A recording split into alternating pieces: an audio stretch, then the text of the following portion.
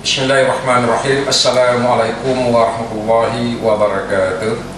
Saya Fakhri Arahim, mubaligh di wilayah Kabupaten Aceh Berdaya dan Provinsi Aceh, memberikan testimoni kepada segenap warga masyarakat bahwa dari segi pencalonan Bapak Kepala Kepolisian Republik Indonesia, kita sebagai warga masyarakat, warga negara, sebagai komponen dari instrumen rakyat Indonesia yang baik dan benar ini, berharap kiranya segala sesuatu yang telah ditentukan oleh pihak pimpinan kita, dalam hal ini Presiden Republik Indonesia yang memberikan suratnya kepada DPR tentang pencalonan seseorang sebagai calon, tentu kita mesti siap untuk mendukungnya,